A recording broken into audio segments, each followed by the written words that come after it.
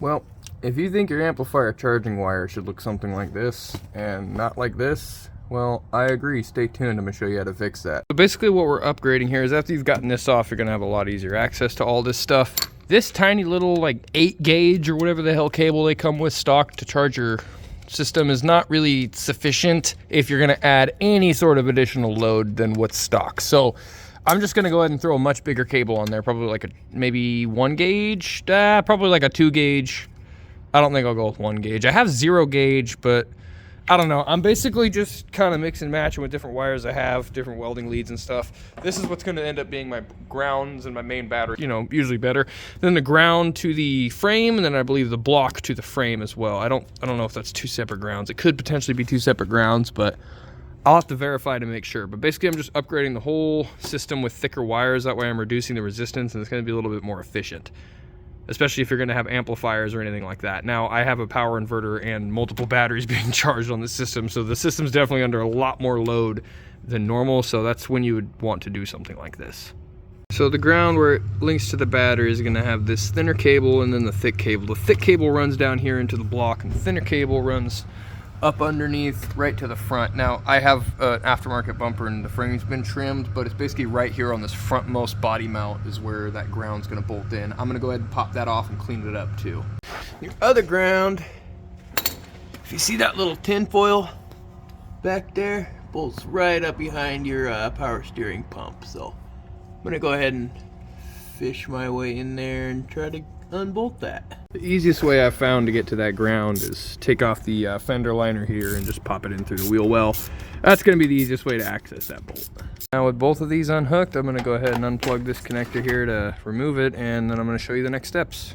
Alright, so for the alternator wire, I'm just going to bypass this fusible link altogether, just because it doesn't really make a whole lot of sense to beef up this wire and then have a restriction when it reduces down to this size, and I don't really want to swap that wire because I don't have enough. Like I said, I'm trying to do this with just what I have available, and ideally all with that 0 gauge wire, or you know, this 0 gauge wire. Anyways, for the alternator, I'm just going to run that straight off of that back positive terminal to the positive terminal on the battery. Now I got some hack job nonsense going on here, but that'll be cleaned up by the end of this. Like I said, I'm trying to reduce, reuse, recycle here. These GM terminals are stupid and I'm going to stop using them.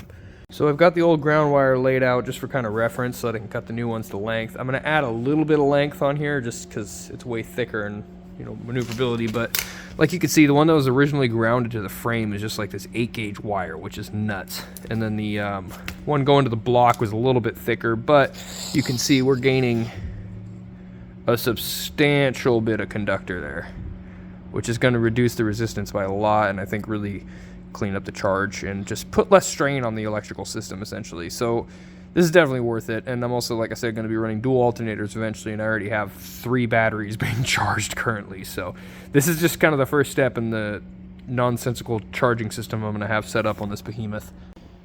Now the way I make these guys, the little lugs, is I just take a piece of copper pipe and I flattened out one end and kind of rounded it, and what I'm going to do is I'm just going to go ahead and cut it right about there, right where it gets to the full width. That way I can stuff that wire in there and just fill it with solder, and it'll be good to go. I do crimp it and solder it just because, like I said, I really don't want to ever have to revisit this again. You can buy these lugs, like these battery lugs yourself, but they're usually like $5 per terminal, and this is the same exact thing. I mean, essentially, the only difference is that they actually have like a flat and welded piece here. But the point is, way easier to just buy a copper pipe, and then you can make 100 of them for like $8, you know? A additional step I do to my lugs just to make sure that they're going to be secure is I cut a little triangle right here, just on one side. That way, if everything else I do to fuse this with the wire is inadequate, I know I at least have a solder connection right here going straight from the wire welded up onto the actual brass terminal. So I just do that as an added little like peace of mind, I guess. Not necessary, I guess. If you're crimping it, it's probably going to be connected, but that just gives me a visual confirmation. Now I'm just going to go ahead and drill the hole. The hole is going to be whatever size of the lug you're putting it on, whether it's on the battery side or this one's going on the engine ground, and I think that's going to be a 3/8 hole. So you'll see that now, I guess.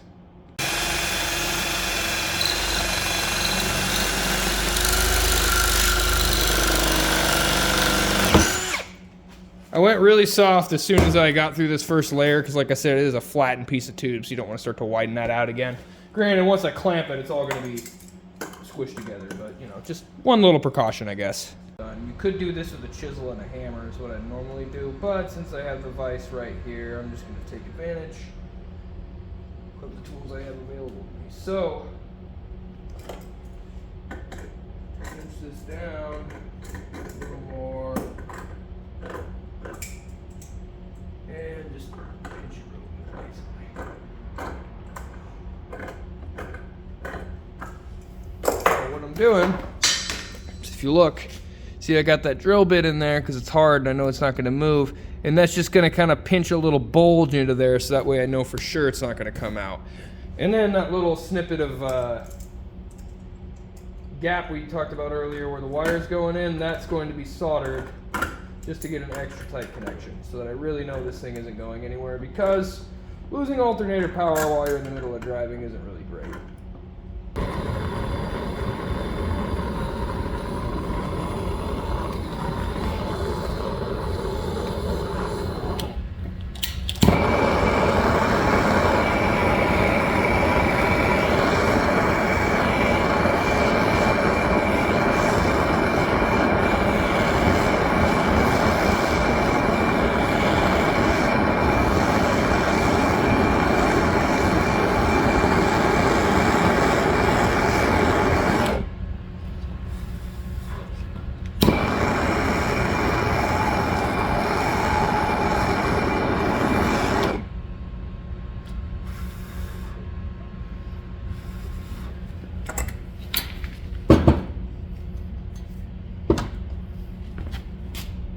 Really make sure you inhale all these fumes too, they're super good for you.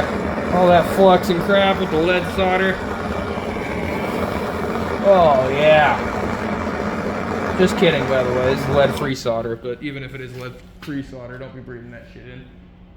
Alright, well, here's the factory GM ground cables, and here's the new one that I just made. I would most definitely call this an upgrade, considering the skinny wire is now the thick wire, and the thick wire is now a super thick wire, and I also got rid of the side posts, but did not eliminate my ability to use a side post because the terminal is a side post terminal. So, hopefully this works out. I hope that this isn't causing any undue resistance, and if it does, I'll figure out some way around it. But either way, this is where I'm at, and I'd definitely call it an upgrade. Now to just install everything.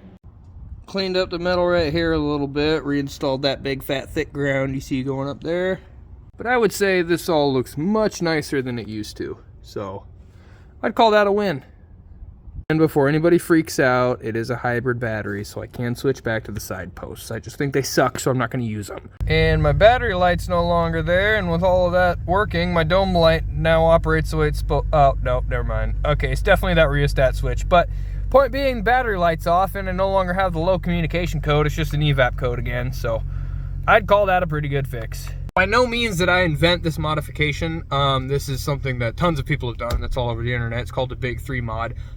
Most of the time they do it for audio systems, like when you're going to wire up an amp or a subwoofer, you're going to want to make sure your charging system can keep up with the extra power draw from the amplifier and subwoofer. So they'll do these, it's called the Big 3 upgrade, and that way you have basically a stronger charging system, or at least a less restricted charging system. You can also add, say, a higher output amp or alternator, which eventually I'm going to do, and I'm even going to do dual alternators. But right now, I'm not really so focused on audio as I am the fact that I'm charging 3 batteries and I have a power inverter. So 2 of them are deep cycle batteries, and that's just a switch on off kind of situation. I might wire up a solenoid into that little circuit just to make the inside a little cleaner, but that's just more to come. Anyways, if you guys enjoyed the video, I really appreciate you making it this far, and consider liking and subscribing if you want to see more stuff like this. Other than that, hope you guys have a wonderful rest of your day. God bless.